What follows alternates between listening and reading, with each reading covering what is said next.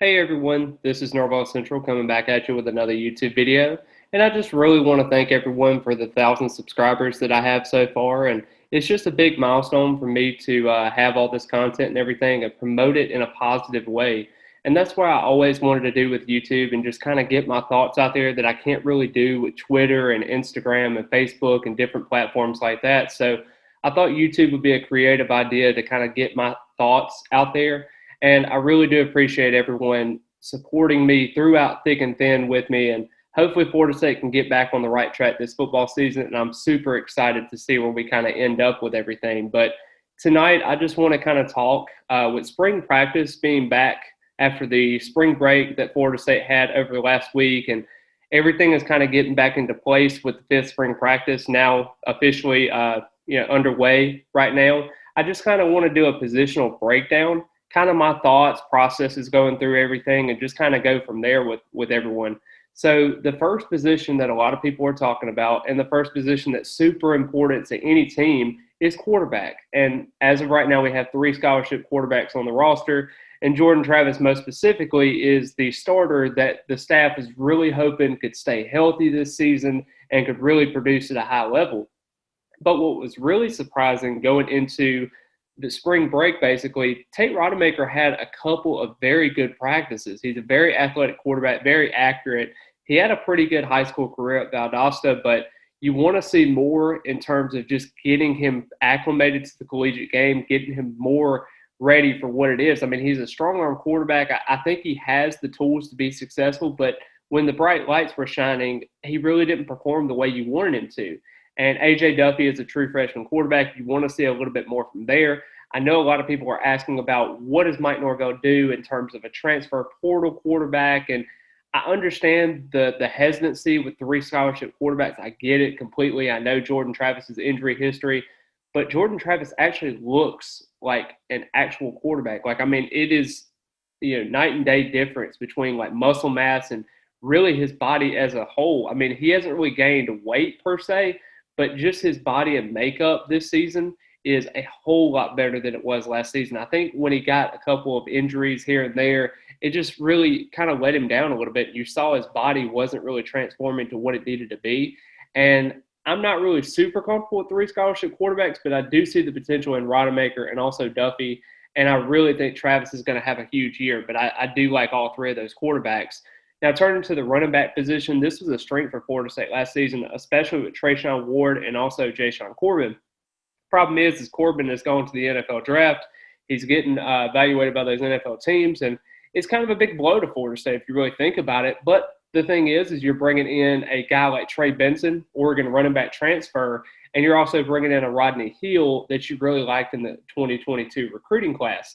And you got guys like DJ Williams that has been successful at Auburn. He come here, he didn't really play as much. I believe he played at UMass and Jacksonville State.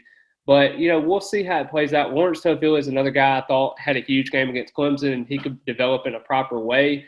Overall, I do think that Trayshawn Ward is your bell cow basically at the running back position, but I do think they want to play that committee approach kind of like they did last season. And I think Trey Benson is going to be that running back number 2 that's going to be really successful. I know a lot of people are hesitant about his injury history and how he's going to be able to fare throughout this time, and that's fair to criticize. I mean, it's the same thing with Jordan Travis. Injuries happen in football, and you have to be able to prepare yourself for those injuries. Lawrence Tofield, I think, could be really good, but like I said, durability is an issue for him. He's got to stay healthy. And DJ Williams could be successful, but when he dropped down weight from being this quote-unquote power back, you're trying to figure out what you have in that. Corey Wren is another guy I think could be really successful. He's shown a little bit of flashes in spring practice, and maybe he can be a good returner. Maybe he can be a gadget player here and there. Rodney Hill is even making waves as a running back so far. So there's a lot of potential in that room. You want to see Trayshawn Ward because he only had 12 carries for 75 yards and a touchdown in his last 5 games. So you're wanting to see more production. It seemed like he tapered off at the end of last season, and hopefully he can stay healthy as well. So just overall, I think the running back position could be a strength, but I want to see more from the position. But I think if you really look at it schematically, I think it's going to be Ward and also Benson. And I think Toa Philly is going to be utilized in the backfield as a receiver and also in the slot as well. At the wide receiver position, this is where Florida State had a huge blow, and I mean a huge one, because Winston Wright was involved in that car accident. I actually alluded to that in my last video, and I hate to hear that because, I mean, when he went back to Savannah, Georgia, he got in a car accident where he was a passenger in the car, and the car wasn't really at fault. It just kind of happened, and now you're looking at a leg injury that you really don't know what you got so far. I don't really want to speculate on the injury. I know he's probably going to have surgery, and we'll see how that kind of pans out in the coming days on the timetables and everything like that. But you did bring in 4 transfer wide receivers, so you got guys like Pittman, you got guys like Johnny Wilson and Deuce Spann. Specifically, Johnny Wilson and Micah Pittman are going to be 2 key factors there in terms of just experience and getting those guys, acclimated to the game and really getting those guys up to speed. And I think that one guy I really, really like is, I think, Johnny Wilson. I mean, 6'7", 230. And I know Kenny Dillingham is not on the staff anymore, but he was emphasizing the fact that those 50-50 contested catches that, you just have to have on third down. There were times where Florida State wasn't able to capitalize last season on those third downs. And with Johnny Wilson being as tall and his frame as big as it is, I think he could be a successful piece in that offense. I mean, you really got to think about it. Bringing in those 4 transfer wide receivers, you're really basically saying, hey, we don't really need Ontario Wilson and also Keyshawn Helton to be wide receiver 2 or 3s. We need them to be 4 or 5 or 6s at that point. So, even the flashes of Kentron Portier and also Darian Williamson are 2 guys that I wasn't really expecting much out of. I know Darian Williamson has the torn ACL in his high school season, and then also Portier has kind of struggled with some inconsistencies. But, both of them showing flashes is really good. I think the X factor in this whole situation is Ja'Kai Douglas. He got officially moved over from halfback to more of a wide receiver role, and I think he could really be utilized in the slot. But the problem was last season is the coaching staff really didn't utilize him to his full potential, as you could see. And, I mean, you even saw flashes in the Miami game that he had. You also saw it in the Notre Dame game. There were some big moments for him, and you're wanting to see more. And I'm wanting to see more from Malik McClain. I know that he is kind of slated to be that top, starting wide receiver at one of the spots. But you really haven't heard much from him. I know that his one fault was kind of the route running issue. That was his one big flaw that he had. And I know that, the staff is really wanting to emphasize his route running, get him more crisp with that 6'4" frame that he has. But I just want to see more. And this is kind of the biggest question mark. I mean, you even got a guy like Joshua Burrell, who I think is really talented, but he had that lower body injury last season, and he's kind of getting back up to speed there. And you're wanting to see a lot from this wide receiver position, but I don't know if you get it. I mean, it all really depends on if Winston Wright Jr. is going to be ready for the season opener. And even if not that, I mean, even just getting him back halfway through the season, I mean, it really is a bummer to lose him if he loses any significant time. But we'll definitely see how it plays out. This is the biggest question mark in terms of a position group now with that injury happening and that event that I hate happened. But we'll definitely have to see how that pans out. But I do like the potential of Johnny Wilson, Micah Pittman, those guys. So at the tight end position, it's another question mark. I like Cam McDonald, but he really hasn't shown much during spring practices. I wish he would show a little bit more. Wyatt Rector is more of an experience option that you want to see, but really, who is going to emerge as that tight end number 2? Will it be a Wyatt Rector? Will it be a Brian Courtney? Will it be a Jackson West, a Marquiston Douglas?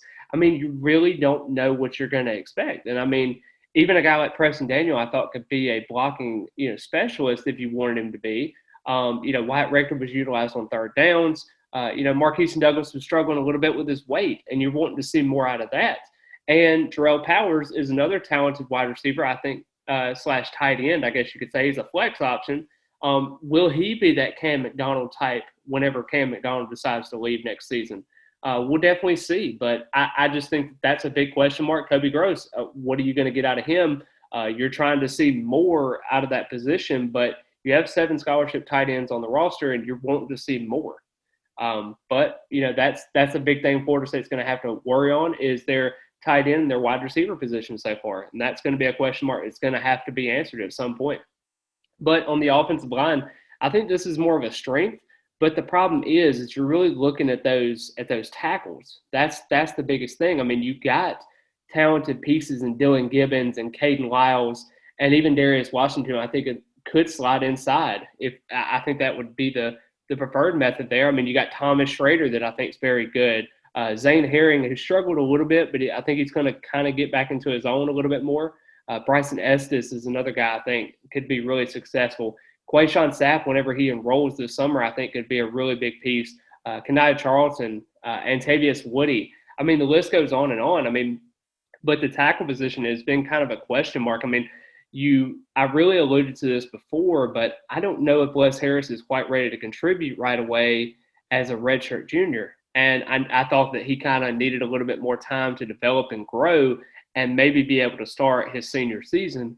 But right now, you may be looking at a guy like Lloyd Willis if they can't find an offensive tackle in the transfer portal.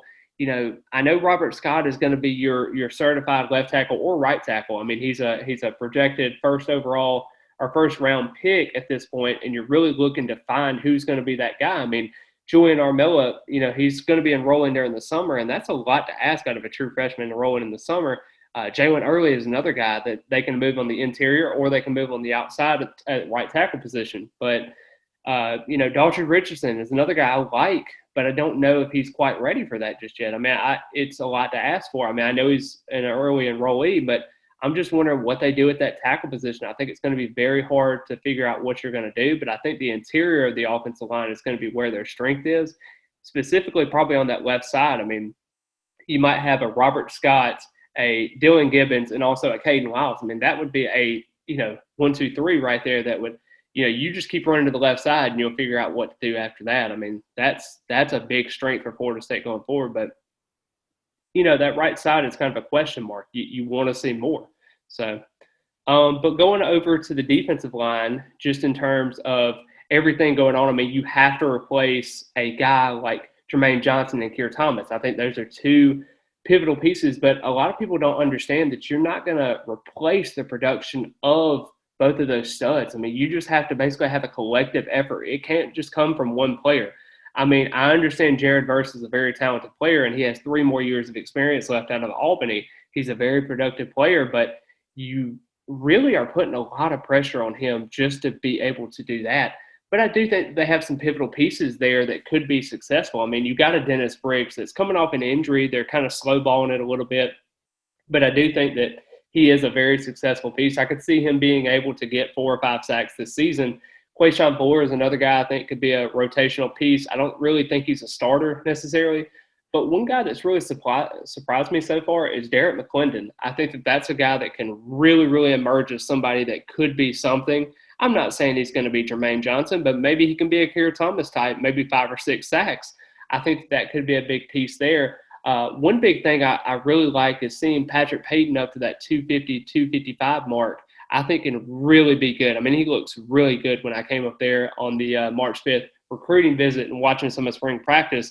That was one guy I really looked out for, and I think he could be a really, really good rotational piece. I'm not necessarily saying he could be a starter either, but, I mean, if you include some of those guys and they're getting 3 or 4 sacks apiece on that, that is good enough to be able to do that. I mean, they had 31 sacks last season, so I think that's more than doable to be able to do. You got a guy like George Wilson, I think, is more of a project right now. You got TJ Davis, which I don't know what they're going to do with him. Leonard Warner is another guy I'm not really sure what they're going to do with just yet, but maybe you can do something there. Byron Turner is a guy I'm super excited about. I want to see what he does and how he comes off his injury from last season.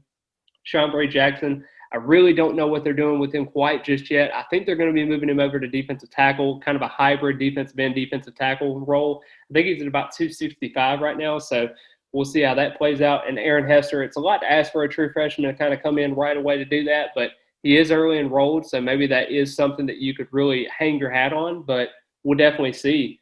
Defensive tackle room kind of is the same thing. I mean, it's really big for Florida State to get back Robert Cooper and also Fabian Lovett. That was a huge step. You're wanting to figure out what you got behind them. Because Jared Jackson has shown flashes. They've seen, they've said it multiple times, the coaching staff has, and even Mike Norvell alluded to this, is Jared Jackson can be an X factor. That's huge. I mean, I wouldn't really go that far with saying that Jared Jackson is an X factor.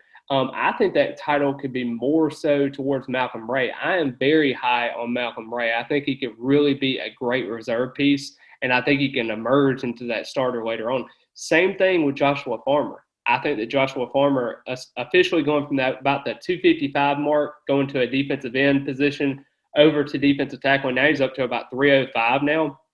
That could be really big for Florida State, and I think he could emerge. All three of those names, I think, could be really pivotal pieces behind Fabian Lovett and Robert Cooper. And then a guy that I've really heard high things on so far is Daniel Lyons. I mean, that is a kid that's going to be a freak up the middle. And I think that was a guy that they really high on, recruiting him from last recruiting cycle. And I really do think that he could be something special. Now, Bishop Thomas, he's a year off of football from his senior season, but you're hoping to get more out of him. And he's been really impressive so far, considering the fact of that. I mean, that's something that you really can grow on. That defensive tackle room is very impressive. I want to see them recruit a little bit more, get into another recruiting cycle a little bit later on. But, we'll definitely see how it plays out. Linebacker position, I'm very high on this linebacker position. I think they're going to be one of the best units probably since 2014, I think. This is the linebacker unit that I think can really be something special. And the thing is, you don't really have to have so many linebackers on the field because, they usually play two linebackers for the most part. They may play three every once in a while, but two is what they're probably going to do. And it's probably going to be Kalen DeLoach, and it's also going to be Tatum Bethune as well. Those are two guys that I think is going to be really special for Florida State going forward there. And I'm really excited to see how they kind of plan that out. You got guys like Amari Gaynor that I think are going to be pivotal pieces. DJ Lundy, when he de-escalated his weight a little bit from about 250 to 235. Even a guy like Brendan Gant that I think could be something out of that group. And Steven Dix, I think, could be another guy. Maybe he gets more acclimated to being able to cover in space. And then Omar Graham Jr., I think, can really be something special. And I know I've seen flashes, and I'm not saying that he's necessarily going to play right away as a true freshman. It might take him a little bit of time, but I think maybe a sophomore year he could be a pivotal piece into something, because I'm not so certain that DeLoach and also Bethune are going to play after next season. Maybe they might go to the NFL. Maybe they might, think they have a little bit more draft stock in them. I'm hoping they play up to their expectations, and if they do, that could be pretty big news there. I'm not saying they're going to be a first or a second round pick, but maybe a fifth or a sixth round pick, and they may make the decision to go early. But we'll definitely see. And Jadarius Green McKnight, I'm not really sure what to expect out of him, but we'll definitely see that and see if anything comes out of it. It would be a pleasant surprise if he did. In the defensive backfield room, I'm very excited about Azaria Thomas, and I've mentioned that in my last video. I thought he was very, very impressive. Renato Green is another kid I think is very, very impressive as well. He's been in the program for a little bit now, so this is just something that is going to be very pivotal for him to see how he plays. And then you also got Jamie Robinson, which I think is the quarterback of the defense. I think that Mike Norvell basically told him and said, hey, this is your defense, and what are you going to do about it? Akeem Dent really come on late in the season. I thought he was very impressive. Sidney Williams, he battled an injury later in the season, but I thought he showed flashes and what he could be. Sam McCall, very, very impressive five-star. I thought could be something very, very special later on in the season. I think it may take him a little bit of time right now, but I do think he's going to play on special teams for the most part. And I do think that he could emerge just like Azaria Thomas would be. You also are looking at guys like Jaquelis McClellan, and I do think that he could be something special, but we'll definitely see. Jarian Jones, maybe a reserve. You can think of Jarvis Brownlee. We got to see what that saga is going to come out as. Demore Tate, Kevin Knowles, I think, is going to be something special. And Greedy Vance is a kid that I really, really like. They've really looked at his skill set. I know he's a little bit smaller of a corner. I think he's going to play more nickel corner more than anything, but super excited to see how he is. And Omarion Cooper has lived up to the billing on the outside. I think he can really be that guy to step up there. I'm not going to necessarily say he's going to be the number one cornerback in the ACC like a Jamie Robinson is going to be in safety position, but we'll definitely see how it plays out. Hunter Washington, I hope, can be a really good slot corner. Travis Shay's kind of the wild card in this situation. You want to see him be successful, but what is he going to do? That's the kind of thing. Demore Tate's also another wild card that I want to kind of figure out what is up with that whole situation. So we'll definitely see how everything plays out in the secondary, but I'm super excited to see, you're getting more playmakers in there. Maybe they might get one or two more secondary members in the next recruiting class. But just overall, I think this is a big piece for them going forward with that. And then special teams wise, you got Ryan Fitzgerald and also Alex Mastromano. Both of those specialists are pretty good. Ryan Fitzgerald had about a 10 to 13 field goal percentage. I think it was like a 76 percentage there. So it was okay. He missed a couple of extra points that he shouldn't have, but overall it's got to get more consistent. We'll definitely see that this season if he's able to do that. Alex Mastromano, he punted for about an average of 41 yards.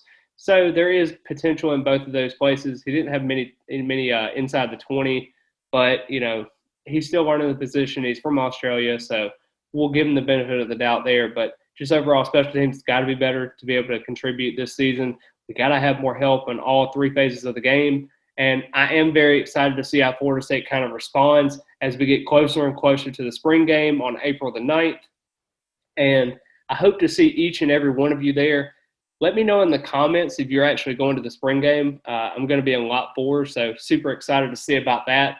I want to see a lot of Florida State fans there. I hope everyone crowds up Doak Campbell Stadium. I hope a lot of recruits are there, and I hope they all have a great time. And super excited to see how the team kind of responds to adversity and kind of gets through everything. But if you enjoyed the video, please leave a comment, like the video, and also subscribe. It's absolutely free if you want to subscribe to the channel. So very impressive that I've seen all the numbers lately. I mean, I have gotten subscribers after subscribers, and I think I'm up to about 1,010 subscribers now. So I just want to thank everyone. I mean, that's amazing. So I cannot thank you each enough. And as always, go Noles.